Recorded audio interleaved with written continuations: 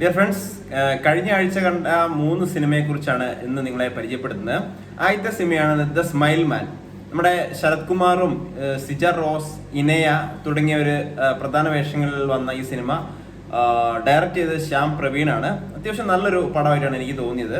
ഒരു അൽഷിമേഴ്സ് ബാധിച്ച ഒരു പോലീസുകാരൻ, അദ്ദേഹത്തിന്റെ മരണത്തിന് മുൻപേ ഏകദേശം കുറച്ച് നാൾ കൂടി അദ്ദേഹത്തിന് ഓർമ്മ നഷ്ടപ്പെടാനുള്ളൂ എന്ന് പറയുന്നുണ്ട്. 1 വർഷം എങ്ങാണ്ട് സമയം പറയുന്നുണ്ട്, ഡോക്ടർ പറയുന്നുണ്ട്. 1 വർഷം കൊണ്ട് അദ്ദേഹത്തിന്റെ ഓർമ്മ മുഴുവൻ പോകും. അപ്പൊ അതിനു മുന്നേ അദ്ദേഹം നേരത്തെ അദ്ദേഹത്തിന് പരിചയമുള്ള ഒരു സീരിയൽ കില്ലറുടെ ഒരു കേസ് അദ്ദേഹം നേരത്തെ നോക്കിയിട്ടുണ്ട്. അപ്പൊ ആ സീരിയൽ കില്ലറെ കൊല്ലാൻ വേണ്ടി അദ്ദേഹം ഇനിയും ജോലിയിലേക്ക് വരുന്നതൊക്കെ ആയിട്ടാണ് കാണിക്കുന്നത്. താടിയൊക്കെ വെച്ച ഒരു നല്ല ആ രീതിയിൽ അൽഷിമേഴ്സ് ബാധിച്ച രോഗികളെ ഒരുപാട് ഞാൻ കണ്ടിട്ടുണ്ട്. കാരണം ഞാൻ ഈ ഒരു മെഡിക്കൽ ഫീൽഡിലായതുകൊണ്ട് തന്നെ, നഴ്സിംഗ് ഫീൽഡിലായതുകൊണ്ട് തന്നെ ഞാൻ കുറച്ച് രോഗികളെ കണ്ടിട്ടുണ്ട്. മെന്റൽ ഡിസീസ് ഉള്ള ആളുകളെ പോലെ തന്നെ അദ്ദേഹം കൈയൊക്കെ കുറച്ച് വിറച്ച് ആ ഒരു രീതിയിൽ അദ്ദേഹത്തിന്റെ ആ ഒരു അഭിനയം നന്നായിട്ട് വന്നിട്ടുണ്ട്. പോലീസ് ആയിരുന്നു. പിന്നീട് ലാസ്റ്റ് സീനൊക്കെ നന്നായിട്ടുണ്ടായിരുന്നു. അപ്പോൾ ആ ഒരു ഈ സീരിയൽ കില്ലറുടെ കഥ നമ്മൾ കണ്ട് മടുത്തതാണ്. അത് നല്ല രീതിയിൽ എടുത്തില്ലെങ്കിൽ ഇനിയും അങ്ങനത്തെ ആ രീതിയിലുള്ള കഥ ആരും കാണാൻ പോകുന്നില്ല. കാരണം അത് ഒരുപാട് ജനറൽ വന്നിട്ട് കണ്ട് മടുത്ത സംഭവങ്ങളാണ്. പക്ഷേ ഈ സിനിമയിലും നമ്മൾ കണ്ടുകൊണ്ടിരിക്കുമ്പോൾ നമുക്കൊരു ബോറടി ഫീൽ ചെയ്യുന്നുണ്ട്. പക്ഷേ ഈ പോലീസുകാരൻ്റെ നമ്മുടെ ഈ ഒരു ശരത് കുമാറിന്റെ അഭിനയവും പിന്നെ മറ്റുള്ള ആ ഒരു കഥകളും എല്ലാം കൂടെ നോക്കുവാണെങ്കിൽ നമുക്ക് വലിയ കുഴപ്പമില്ലാതെ വൺ ടൈം വാച്ചബിൾ ആയിട്ട് കണ്ടിരിക്കാവുന്ന ഒരു പടമാണ് ദ സ്മൈൽ മാൻ എന്നുള്ളത്. IMDb റേറ്റിംഗ് 8.3 ഔട്ട് ഓഫ് 10 വന്നിട്ടുണ്ട്. അടുത്തൊരു പടമാണ് നമുക്ക് ആമസോൺ പ്രൈമിൽ കാണാൻ പറ്റുന്നത് കില്ലേഴ്സ് ഗെയിം എന്നുള്ളത്. ഒരു ആക്ഷൻ കോമഡി ഫിലിമൊക്കെ ആയിട്ടാണ് വന്നത്. അതിനകത്ത് ജോ ഫ്ലഡ് എന്ന് പറഞ്ഞൊരു കഥാപാത്രം, അതുപോലെ മെയ്സ് എന്ന് പറഞ്ഞ 2 കഥാപാത്രമാണ് അതിനകത്ത് മെയിനായിട്ട് വന്നിരിക്കുന്നത്. ഈ ജോ ഫ്ലഡ് എന്നുള്ള കഥാപാത്രം ഒരു ഗാങ്സ്റ്ററാണ്.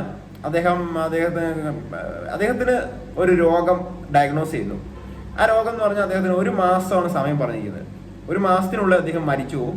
അപ്പൊ അദ്ദേഹം തന്നെ കുറച്ച് വേറെ ഗാങ്സ്റ്റേഴ്സിനെ റിക്രൂട്ട് ചെയ്യാണ് അദ്ദേഹത്തിനെ കൊല്ലാൻ വേണ്ടി. ഇപ്പൊ നമ്മൾ പഴയ കൃത്യം എന്ന് പറഞ്ഞ മലയാള സിനിമയിലൊക്കെ കണ്ടിട്ടുണ്ട്.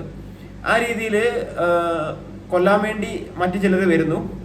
ആ സമയത്തുണ്ടാകുന്ന കുറച്ച് ട്വിസ്റ്റും കാര്യങ്ങളൊക്കെയാണ് പറയുന്നത്.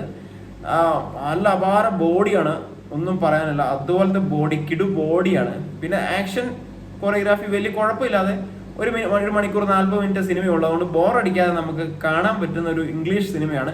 വേറൊരു കാര്യം പ്രത്യേകം പറയണം, മലയാളം ഡബിങ് കൂടെ അവൈലബിൾ ആണ്. മലയാളം ഡബിങ് ഇംഗ്ലീഷിൽ എങ്ങനെ ഇരിക്കും നമുക്കറിയാം, വലിയ കുഴപ്പമില്ല. നമ്മൾ കണ്ട മനസ്സിലാവുമല്ലോ, അത് മതി. ആമസോൺ പ്രൈമിൽ നിങ്ങൾക്ക് കാണാവുന്നതാണ്. അപ്പോൾ 2 സിനിമ. മൂന്നാമത്തെ സിനിമ ഞാൻ പറയുന്നില്ല, ബറോസ് ആണ്. അതൊന്നും പറയാനില്ല. ഞാൻ ഒരു 3-4 ദിവസം കൊണ്ടാണ് ഇത് കണ്ടു തീർത്തത് തന്നെ. മോഹൻലാല് ഒരു ഡയറക്ഷൻ എന്ന് പറഞ്ഞാൽ നമുക്ക് കണ്ടിരിക്കാൻ പറ്റാത്ത രീതിയിൽ ഇപ്പോൾ ഒരുപാട് ട്രോൾ വീഡിയോകളൊക്കെ ഇറങ്ങിയിട്ടുണ്ട്. ഞാൻ എന്നാലും അദ്ദേഹത്തിനെ ട്രോൾ ആക്കുന്നില്ല. ഒന്നും പറയാനില്ല. ഒരുമാതിരി പടം നമ്മൾ കണ്ടിരിക്കാൻ പറ്റത്തില്ല. നിങ്ങൾ ഇനിയും കാണാൻ താല്പര്യമുള്ളവർ കൂടി കണ്ടിരിക്കാൻ പറ്റാത്ത രീതിയിലുള്ള എഡിറ്റിംഗ് വർക്കാണെങ്കിലും ആ ഒരു വെള്ളത്തിലൂടെ നടന്നു വരുന്നൊരു സീനൊക്കെ ഉണ്ട്. അതൊക്കെ എന്ന് പറഞ്ഞാൽ അത് നമുക്ക് എങ്ങനെ നിലത്തൂടെ നടക്കുന്ന പോലെയാണ് വെള്ളത്തിലൂടെ നടക്കുന്നത്. ആ രീതിയിലാണ് എടുത്തു വച്ചിരിക്കുന്നത്. കഥയില്ല, ഒന്നുമില്ല.